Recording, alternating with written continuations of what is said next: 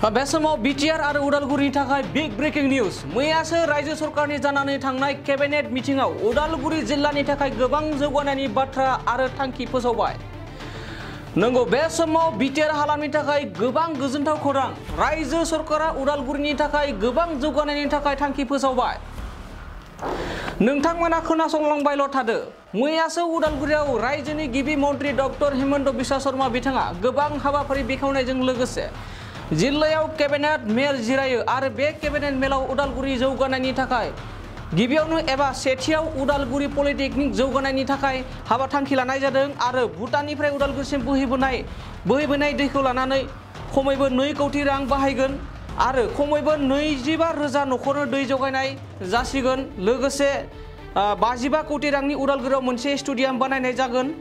आरोबाव फोरमायबावदों उदालगुरियाव मोनसे वर्ल्ड भवन बानायनाय जागोन। बेफोरखौ गासैखौबो मैयानि केबिनेट मेलनि गेजेरजों फोसावनाय जादों। आरोबाव उदालगुरि सहरजों नांजाबनाय रेल लामानि साजों फ्लाइअभार बानायनाय जासिगोन। उदालगुरि फरायसालिमायाव बोहैथि बोसोरनिफ्रायनो बड'लेण्ड इउनिभारसिटिनि खामानिया जागायसिगोन आरो बेयाव खनसेयैनो सा 800 फरायसाफोरा जिरायनो हानायनिबो केपासिटि थागोन होननानै मैया फोरमायदों। बेफोर गासैबो थांखिया मैयानि उदालगुरियाव जानानै थांनाय केबिनेट जिरायनाय मेलनि गेजेरजों रोखा थांखि लानाय जादों। फिन फोरमायनो सानदों दि रायजोनि केबिनेट मेलखौ उदालगुरियाव लानाय जादोंमोन आरो बे केबिनेट मेलाव उदालगुरिनि थाखाय गोबां जौगानायनि थांखि लादों आरो बेफोर जाहैबाय उदालगुरि जौगानायनि थाखाय गिबियावनो एबा सेथियावनो उदालगुरिनि पलिटेकनिकनि जौगानायनि थाखाय आरो भुटाननिफ्राय उदालगुरिसिम बोहैबोनायखौ लानानै बिनि थाखाय खमैबो 2 कोटी रां बाहायनाय जागोन आरो खमैबो 25,000 न'खरनो दै जगायनाय जासिगोन। 55 कोटी रांनि उदालगुरियाव मोनसे स्टेडियाम बानायनाय जागोन। उदालगुरियाव मोनसे वर्ल्ड भवन बानायनाय जागोन। लोगोसे आरोबाव गोबां आसनि फोसावदों आरो उदालगुरि सहरजों नांजाबनाय रेल लामानि साजों फ्लाइअभार बानायनाय जागोन आरो उदालगुरि फरायसालिमा बोहैथि बोसोरनिफ्रायनो बड'लेण्ड इउनिभारसिटिनि खामानिखौ जागायगोन होननानै फोसावनाय जादों। बेफोर गासिबो थांखिया मैया उदालगुरियाव जानानै थांनाय केबिनेट मेलाव फोरमायनाय जादों। नंगौ, बे समाव नोंथांमोना नायलांबायल' थादों मा फोसावदों मैया जोंनि उदालगुरि जिल्लायाव जा केबिनेट जादोंमोन बेयाव गोबां बिटिआर ओनसोलनि जौगानायनि थाखाय थांखि लानाय जादों। फिन आरोबाव नोंथांमोनखौ गले गले फोरमायबावदों सेथियावनो उदालगुरि पलिटेकनिक जौगानायनि थाखाय थांखि लानाय जादों।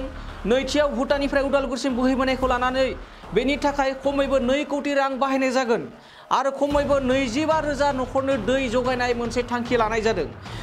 लोगोसे 55 कोटी रांनि उदालगुरियाव मोनसे स्टेडियाम बानायनाय जागोन। उदालगुरियाव मोनसे वर्ल्ड भवनबो बानायनाय जागोन होननानै मैया केबिनेट मेलनि गेजेरजों लानाय जादों आरो उदालगुरि सहरजों नांजाबनानै थानाय रेल लामानि साजों मोनसे फ्लाइअभार बानायनाय जागोन।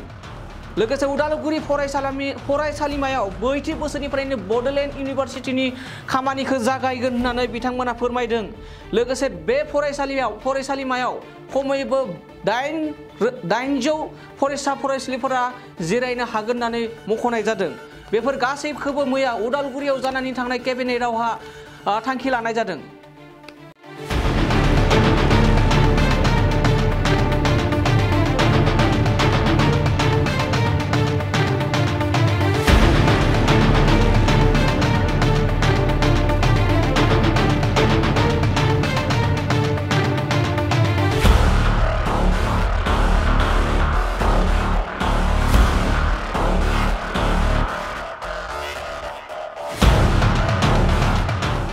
क'क्राझार सहरनि साखाथि तितागुरियाव थानाय मानास पाब्लिक स्कुला 2023-24 सोलोंथाइ बोसोरनि गोदान मुं थिसननाया सोलिगासिनो।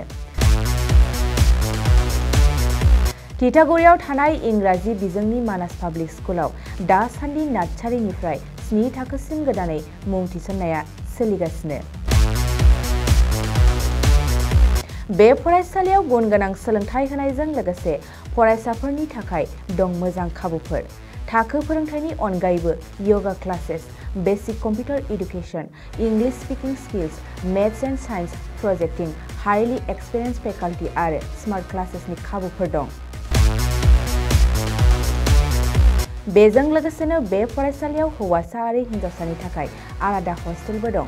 गोसो गोनां बिजाथिफ्रा तितागुरिनि मानास पाब्लिक स्कुलाव मुं थिसननोब्ला नैबे मबाइल नम्बर 6000853288 एबा 8638167582 आव कल खालामनानै सुलाद लानो हागोन।